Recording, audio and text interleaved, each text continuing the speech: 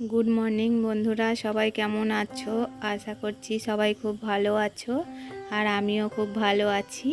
अतनु प्रामाणिक ब्लगे सबाइके स्वागत जानिए और तोमादेरके साथे निये शुरू करे दिलाम आज के आबार एकटा भिडियो। तो ए देखो आमी रोजकार जेमन 6टार समय उठे पड़ी घुम थेके आजकेও 6टार समय उठे पड़ेछि घुम थेके। तो 6टार समय उठे चले आसलाम। देखो এই যে ওভেনটা মুছে নিতে। तो आगे ओभेनटा मुछे निচ্ছি, तारपरे आमी बासी कापड़टा छेड़े रेखे देब। तो बासी कापड़टा छाड़ा हो गेले तारपरे आमी चले যাব बासनटा धुते।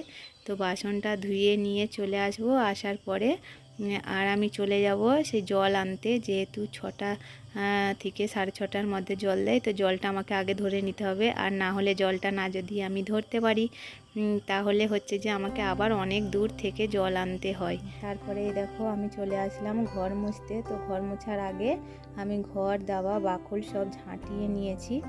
ঝাঁটিয়ে নেওয়ার পরে এই যে জলের মধ্যে একটু ফিনাইল দিয়ে দিলাম। ফিনাইল দিয়ে ঘরটা মুছি। ঘরের ভেতরটা আগে মুছে চলে এসেছি, দুটো ঘরই আগে মুছে নিয়েছি।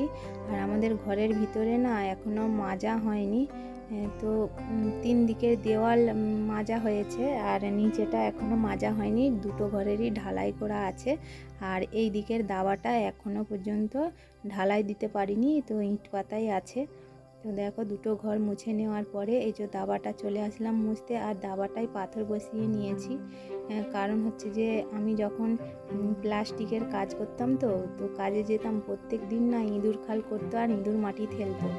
তো প্রত্যেক দিন কাজ করে এসে ইঁদুর মাটি টেনে আর পরিষ্কার করতে ভালো লাগতো না, তার জন্যই এই যে দাবাটায় পাথর বসিয়ে নিয়েছি। যে সেই যেকালে আমাকে গলগোলা দিতে হবে আর দাবাটায় কত টাকা খরচ পড়বে বলে দাবাটাতে পাথরটা বসিয়ে নিয়েছি। আর ঘরগুলো এখনও বাকি আছে, তো ঘরগুলোও পাথর বসানো হবে বলে এখনও ফাঁকা আছে। আর 3 দিকের দেওয়াল মাজা আছে, তোমরা দেখতেই পাও। তারপরেই দেখো আমি ধান মিলে দিয়েছিলাম।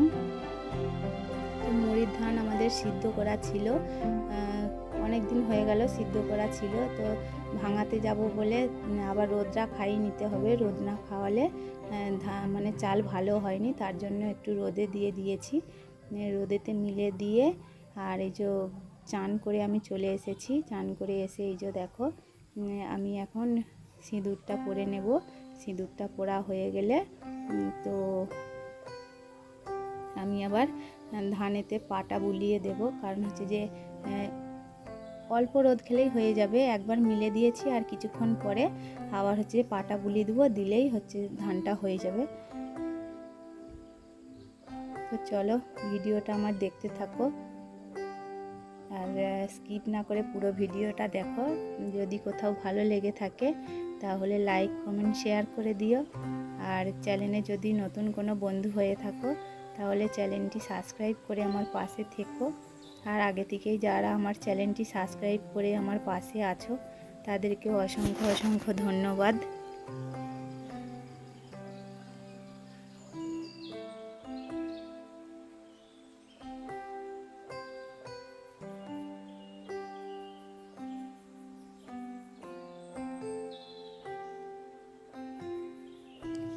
তো তারপরে এই যে দেখো এইদিকে চলে আসলাম ধানে পা বুলোতে। তো ধানে পা বুলিয়ে দেব, তারপরে চলে যাব রান্না করতে। রান্না বাড়া হয়ে গেলে আবার খেয়ে দিয়ে কাজে চলে যাব। আর কিছু বিছানা কাপড় রোদে দেওয়ার ছিল। আমাদের রান্না পুজো আছে, তো তার জন্যেই সব কিছু কাচতে হবে, আবার বিছানা টিছানা রোদে দিতে হবে। তো আজকে একটু ভালো মতো রোদ বেরিয়েছে, ভেবেছিলাম দুবো, কিন্তু তারপরে ভাবলাম যে না সময় হবে নি, দিলে হয়তো রোদে দিয়ে চলে যেতে পারবো, কিন্তু বৃষ্টি এলে তোলার লোক নেই, তার জন্যই আজকে আর বিছানাটা রোদে দেবো নি, অন্য একদিন রোদে দেব। তারপরে এই দেখো চালটা হাতে নিয়ে এই যে গালে ফেলি দেখবো হয়ে গেছে কিনা। তো দেখো এই যে চালটা এখন বার করে নিয়ে গালে ফেলি দেখলাম। তো এবার আমি চাপা দিয়ে রেখে আর রান্না করতে যাব। তারপরে কাজ থেকে এসে আবার ধানটা তুলে নেব। তো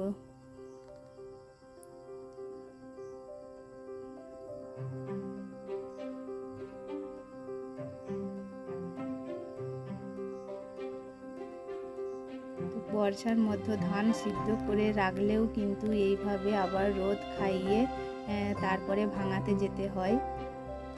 না রোদ খাওয়ালে চাল কিন্তু ভালো হবে নি, তার জন্যই একটু রোদ খাইয়ে নিতে হয়।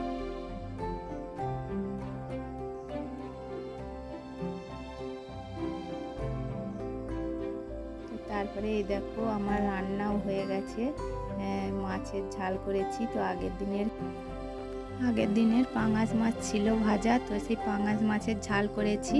আর এই যে এটা বটবটি আর আলু কেটেছিলাম আমি ছোট ছোট করে ভাজা করব বলে। তো যেহেতু আমি মাছের ঝাল করেছি আর আমাদের মাখানার জন্যে প্রত্যেক দিন ডাল করতে হয়, তো ডাল আজকে করবো নি, তার জন্যে ভাবলাম যে না বটবটির তরকারিটাই করে ফেলি আর ভাজা করবো নি, তার জন্যে বটবটির তরকারি করে ফেলেছি। দিয়ে তারপরে আমি কাজে চলে গিয়েছিলাম। কাজ থেকে এসে খাওয়া দাওয়া করে বাসন টাসন ধুয়ে নিয়েছি। নেওয়ার পরে আর আমি প্রত্যেক দিন লাইভে আসি, তো লাইভে বসি 3টে থেকে 3:30-এর মধ্যে। তোমরা যদি কেউ আসতে চাও তাহলে চলে আসতে পারো, 3টে থেকে 3:30-এর মধ্যে আমি লাইভ করি।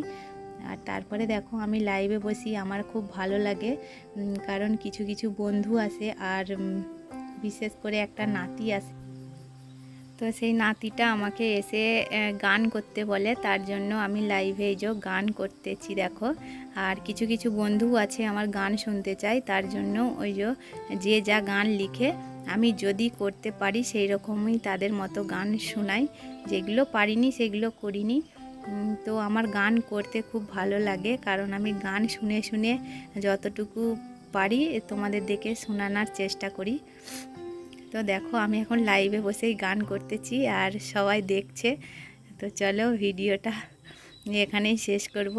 তো যদি ভালো লেগে থাকে তাহলে লাইক কমেন্ট শেয়ার করে দিও, আর চ্যানেলে যদি নতুন বন্ধু হয়ে থাকো তাহলে চ্যানেলটি সাবস্ক্রাইব করে পাশে থাকা বেল আইকনটি প্রেস করে দেবে।